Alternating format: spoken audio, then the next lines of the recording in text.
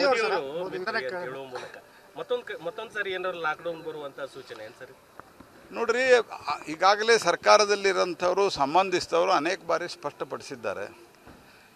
ಇದು ಕಾಂಗ್ರೆಸ್ ಪಾರ್ಟಿ ಹಿಂದೆ ಭಾಳ ವಿವರವಾಗಿ ಹೇಳಲಿಕ್ಕೆ ಹೋದರೆ ಹಿಂದೆ ನೆಹರು ಅವ್ರ ಕಾಲದಲ್ಲಿ ಸೌತ್ ಕೊರಿಯಾ ನಾರ್ತ್ ಕೊರಿಯಾ ಯುದ್ಧ ನಡೆದಿತ್ತು.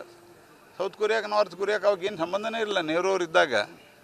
ಯಾಕೆ ಭಾರತದಲ್ಲಿ ನೀವು ಎಲ್ಲ ದಿನ ಬಳಕೆಯ ವಸ್ತುಗಳು ಭಾಳ ಜಾಸ್ತಿ, ಅದರ ಬೆಲೆ ಜಾಸ್ತಿ ಆಗ್ಯದ ಅಂತ ಕೇಳಿದ್ರೆ ಅಲ್ಲಿ ನಾರ್ತ್ ಕೊರಿಯಾ ಸೌತ್ ಕೊರಿಯಾ ಯುದ್ಧ ಆಗ್ಯದಂತ ಉತ್ತರ ಕೊಟ್ಟರು ಅವರು. This are on record.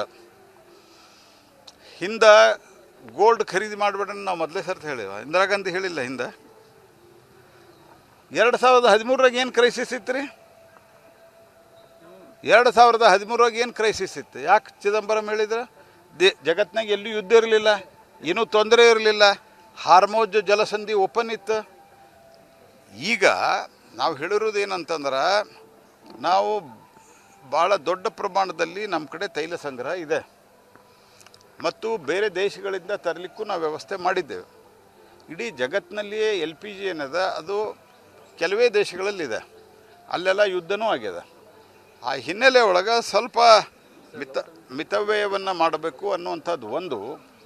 ಎರಡನೇದು, ನಾವು ಆಯಿಲ್ಗೆ ಇತ್ಯಾದಿ ಜಾಸ್ತಿ ದುಡ್ಡು ಬಳಸಬೇಕಾಗಿರೋದ್ರಿಂದ, ಈಗ ನಮ್ಮ ಫಾರಿನ್ ಎಕ್ಸ್ಚೇಂಜ್ ಏನಿದೆ ಜಾಸ್ತಿ ಬಳಸಬೇಕಾಗಿರೋದ್ರಿಂದ ಗೋಲ್ಡ್ ಇವತ್ತು ಅವಶ್ಯಕತೆ ಇಲ್ಲ. ಅದಕ್ಕೆ ಗೋಲ್ಡ್ ಒಂದು ವರ್ಷ ಮುಂದಕ್ಕೆ ಹಾಕ್ರಿ ಅಂತ ಹೇಳಿದ್ದಾರೆ. 2013ರಾಗ ಏನಿತ್ತು?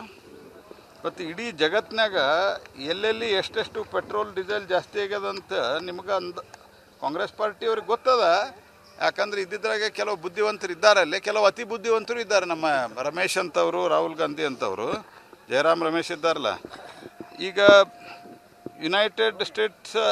ಯುನೈಟೆಡ್ ಅರಬ್ ಎಮಿರೇಟ್ಸ್ದಾಗ UAEದೊಳಗೆ 52% ಡೀಸೈಲು, 86% ಪೆಟ್ರೋಲ್ ರೇಟ್ ಇರೋದು. ಆಮೇಲಿಂದ ನ್ಯೂಜಿಲೆಂಡ್ದಾಗ 30% ಪೆಟ್ರೋಲು, 89% ಡೀಸೆಲ್ ಇರೋದು. ಚೈನಾದಾಗ 21, 23. ಯುನೈಟೆಡ್ ಕಿಂಗ್ಡಮ್ದಾಗ 34%. ಆಮೇಲೆ ಬಾಂಗ್ಲಾದೇಶ್ ಪಾಕಿಸ್ತಾನ ಅಂತೂ ನಮ್ಮ ಕಂಪೇರ್ನ ಅಲ್ಲವು. ನಮ್ಮಲ್ಲಿ 3% ಏರಿಯೋದೀಗ ಇವತ್ತು ಆ್ಯಸ್ ಆನ್ ಡೇಟ್. ಹಾಗಾಗಿ ಇದು ಕಾಂಗ್ರೆಸ್ ಪಾರ್ಟಿ ಎಲ್ಲ ರೀತಿಯಾದಂಥ ಡೆಸ್ಪಿರೇಷನ್ನಿಂದ ಅವ್ರಿಗೆ ಗೊತ್ತದ ಇವತ್ತು ಹಾರ್ಮೋಜ್ ಜಲಸಂಧಿ ಬಂದದ, ನಾವು ರಷ್ಯಾದಿಂದ ತರಬೇಕು ಮತ್ತು ಅಮೇರಿಕಾದಿಂದ ತರಬೇಕು, ದೂರದ ಪ್ರದೇಶದಿಂದ ತರಬೇಕು, ಇದು ಗೊತ್ತದ. ಆದರೂ ಸಹಿತ ಬೇಕಂತ ಜನರಿಗೆ ತಮ್ಮ ಕಾಲದಲ್ಲಿ ಏನೂ ಮಾಡಲಿಕ್ಕೆ ಆಗಲಾರ್ದಂಥವ್ರು ಇವತ್ತಿಗೂ ಸಹಿತ ಇವನ್ ಟುಡೇ ಜಗತ್ತಿನ ಅತಿ ವೇಗವಾಗಿ ಬೆಳೆಯುತ್ತಿರುವಂಥ ಆರ್ಥಿಕತೆ Bharat. We are the fastest growing economy of the world.